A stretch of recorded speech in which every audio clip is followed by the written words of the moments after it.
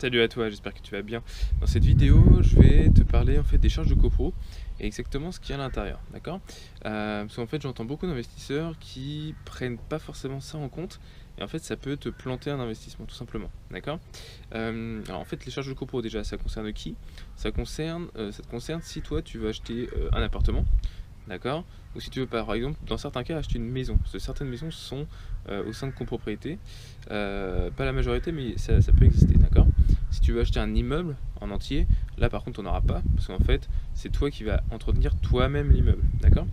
Alors du coup, dans les charges de copropriété, qu'est-ce que c'est? En fait c'est tous les coûts pour entretenir l'immeuble dans lequel ton appartement se situe, d'accord? Donc c'est-à-dire que tu vas voir s'il y a du chauffage collectif, et bah, dans les charges de copropriété il y aura la partie chauffage, d'accord? Si c'est du chauffage électrique, bon bah ça, non, ce sera ton locataire qui paiera l'électricité, d'accord? Mais si c'est un chauffage global à l'immeuble, tu auras la partie chauffage, d'accord? Parfois il y a l'eau dedans, ok, ça c'est faut bien voir, d'accord? Mais ce qui est important, les grosses charges souvent c'est s'il y a un ascenseur, d'accord? S'il y a un ascenseur, ça coûte extrêmement cher de l'entretenir, tout simplement, d'accord? Et donc ça va être dans les charges de copropriété. Ensuite, en fait, quand tu vas acheter un appartement, l'objectif c'est déjà d'avoir le meilleur prix sur ton appartement, d'accord? Et il va falloir que tu checkes l'état de l'immeuble dans lequel il se situe, d'accord? Parce que par exemple, tu peux très bien avoir un appartement où tu vas te dire waouh, ça va être une super affaire, ça va cracher du cash flow, etc. Mais si si ton immeuble, pardon, il est pourri par exemple, si tu vois la façade elle est dégueulasse, et qu'il faut que tu la fasses dans 2 ans, toi si elle est votée en AG, et ben en fait, qui va payer? Bah toi tu vas en payer une partie. Tu vas payer la fraction qui revient au tantième de ton appartement. D'accord? Alors qu'est-ce que tantième? C'est quoi? C'est en fait ton immeuble, enfin l'immeuble dans lequel ton appartement se situe, d'accord? Il va être séparé en tantième. En tantième, c'est-à-dire c'est si tu as un appartement, si tu as le plus petit appartement, d'accord? En fait, c'est une fraction de ton immeuble, d'accord? Et en fait, après, comment ils font au niveau de la copropriété? Donc, souvent, c'est le syndic, hein, s'il y a un syndic. Et ben, ce qu'il va faire, c'est par exemple, si à l'année, le budget de la copro, c'est quoi? C'est 20 000 euros, d'accord? Et qu'il y a, bon, j'en sais rien, 20 appartements, d'accord? De même superficie, bah, ils vont faire le budget total 20 000 divisé par 20. Et ça va être, toi, si tu as un appartement, et bah, tu vas avoir ce 20 000 divisé par 20 qui va être tes charges de copropriété, d'accord? Si les appartements ne sont pas de la même dimension, ok, et bah ça va être ramené à la surface. Donc par exemple, si ton immeuble il fait 200 mètres carrés et que le budget c'est 20 000 euros pour faire simple, d'accord, bah, au mètre carré bah, ça va coûter 100 euros, d'accord. Donc toi si tu as un appartement de 20 mètres carrés, bah, tu fais 20 fois 100, donc tu auras 2000 euros de charges de copro par an, d'accord. C'est très simple. Et donc voilà, si tu as la façade qui doit être refaite, bah, toi tu vas payer la charge qui te revient, d'accord. C'est-à-dire que d'un bien où tu as des charges de copro très faibles à l'achat, qui te dégagent du cash flow par exemple, et 2 ans après, bah, il faut refaire la façade ou il faut refaire la toiture, c'est-à-dire les travaux qui coûtent bien cher, et bah ton investissement il peut très bien passer dans un cash flow négatif à cause de ça, d'accord. Donc quand tu investis dans un appartement, évidemment tu dois faire attention à la qualité de l'appartement, où il est situé, enfin s'il y a des travaux à faire, etc. Donc ça je t'ai déjà expliqué ça dans des vidéos, mais il faut vraiment aussi que tu fasses attention à l'état de l'immeuble dans lequel ton bien se situe, d'accord. Si tu achètes un appartement dans un immeuble qui est un taudis, enfin j'exagère mais qui est en mauvais état, très vite tu vas devoir payer des charges de copro élevées et ça va vraiment planter ta renta, d'accord. Donc essaye toujours de trouver ce compromis pour trouver des immeubles qui sont bien entretenus, d'accord.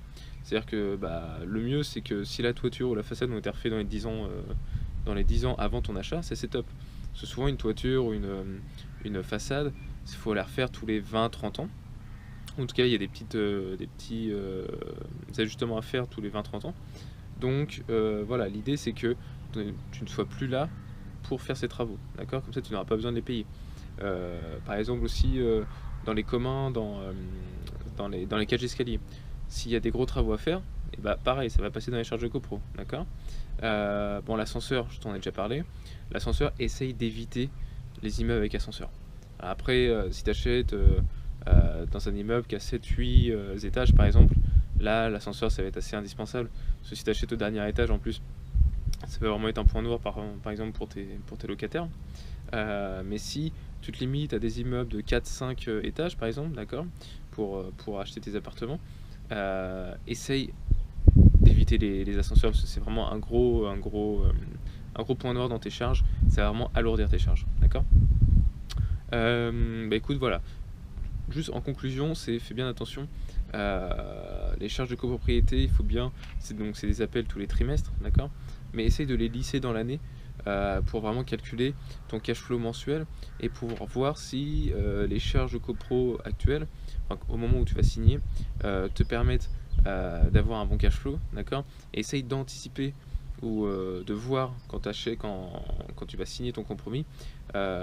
Déjà ils vont te fournir le carnet d'entretien de l'immeuble, comme ça tu verras tous les travaux qui ont été faits, d'accord, et ceux qui seront potentiellement mis aux prochaines AG, d'accord.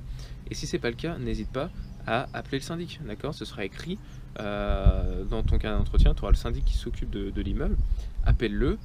Et si c'est un bon syndic, ils vont te dire les prochains travaux qui seront certainement mis aux prochaines AG pour le vote, d'accord, comme ça tu n'auras pas de surprise, d'accord, c'est hyper important. Vraiment, essaye d'anticiper au mieux pour te sécuriser toi, ton achat et surtout ta renta et ton cash flow. C'est ça qui est hyper important, ok. Bah écoute, j'espère que cette vidéo t'a plu. Sur ce, si t'as pas encore téléchargé mon ebook, vas-y, il est totalement gratuit. Encore une fois, hein, je te donne toutes les billes pour faire un achat immobilier de A à Z. Donc franchement, vas-y, profites-en et il est gratuit. L'URL est juste en dessous de la vidéo. T'as qu'à cliquer, tu mets ton adresse mail, il arrive directement dans ta boîte mail, c'est hyper simple, ok.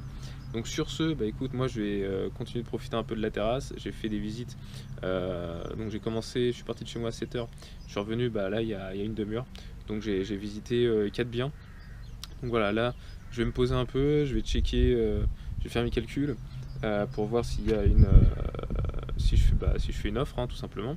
On va voir ça, mais en tout cas voilà, maintenant c'est le week-end et on va un peu essayer de se poser, ça marche. Bah écoute, je te dis à très bientôt et ciao, salut.